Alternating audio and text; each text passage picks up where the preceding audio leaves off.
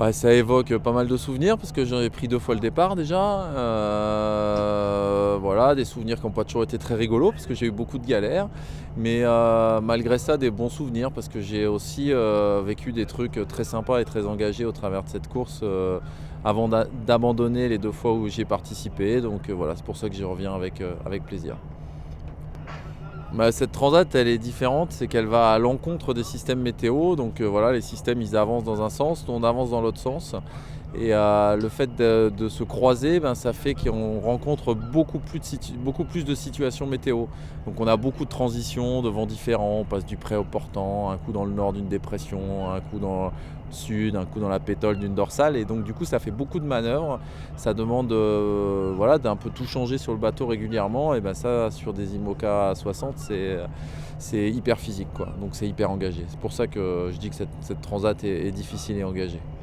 Bon, l'Atlantique Nord, c'est un océan super compliqué. En plus, nous, ici, on en connaît le bon côté, le côté le plus, je veux dire, où le printemps arrive le plus tôt, hein, le côté Europe. Maintenant, côté États-Unis, c'est pas tout à fait la même.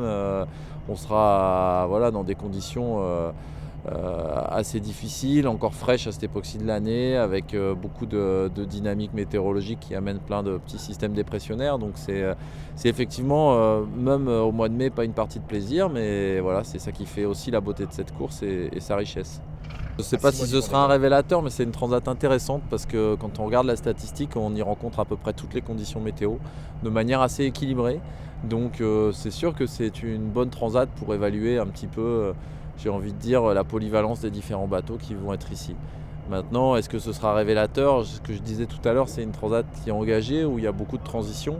Et au-delà de la vitesse, ce que je pense qui sera vraiment important, et ce qui est toujours important sur la transat, c'est d'être capable d'enchaîner toutes ces transitions.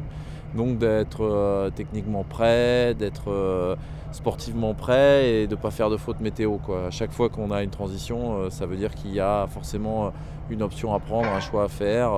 À chaque fois qu'il y a une transition, ça veut dire qu'il va y avoir beaucoup de changements de voile, beaucoup de manœuvres, donc il faut les exécuter sans faire d'erreur. Et voilà, et à chaque fois qu'il y a des transitions, bah, on risque de casser du matériel, et il ne faut pas casser de matériel. Donc je pense que ça, dans The Transat, c'est vraiment au-dessus de la perf brute du bateau. J'ai envie de dire, je pense que la personne qui gagnera The Transat, c'est celui qui sera capable d'enchaîner le mieux toutes ces situations et de faire le meilleur boulot. Certainement, s'il va plus vite que les autres, à certains moments, ça va l'aider, mais je ne pense pas que ce soit essentiel. Ouais, ça va nous permettre de naviguer un peu tous ensemble, de faire de la compétition et de voir qui est-ce qui maîtrise le mieux le jeu dans tous les domaines. Bon, il y a une âme, en plus c'est une ville, on y vient souvent, déjà le Fastnet tous les 2 ans, The Transat, moi j'y suis venu à de multiples reprises, je suis venu en mode 70, les AC World Series sont venus ici, c'est une des villes emblématiques anglaises de la voile, et c'est un endroit où la tradition maritime est super riche, hein. On voit ici les vieux quartiers de pêcheurs de Barbicane comme les ports militaires derrière, comme le trafic maritime de commerce qu'il y a. C'est un port qui a une grosse tradition autour de la mer et autour de la course au large grâce à The Transat. Une arrivée à New York, j'ai jamais fait, donc je pense que ça va être sympa. Maintenant, c'est pas la même ambiance, on n'est pas au cœur d'une petite cité, on va aller au cœur d'une des plus grandes villes du monde et d'une des villes les plus mythiques. Donc ça va être rigolo de voir un petit peu la sensation qu'on va avoir de se retrouver petit bateau devant ces grands buildings et devant cette ville qui reste quand même voilà, un endroit qui est mythique pour tout le monde.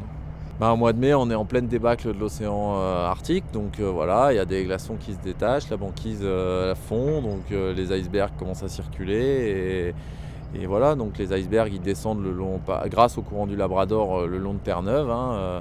Ils ont une espèce de porte qui est liée à des histoires de fond, et ils sortent par là dans l'Atlantique et ils viennent fondre tranquillement dans le Gulf Stream, et il se trouve que cette descente de glace elle est en plein milieu de notre route, donc voilà, les organisateurs ont fait le choix de nous faire contourner cette descente de glace par le sud, et je pense que c'est un choix raisonnable parce que voilà, à partir du moment où tout le monde a le même parcours, la course sera équitable et sera belle. Après, ça sert à rien non plus d'aller prendre des risques bêtes avec des choses qui sont quand même difficiles à maîtriser.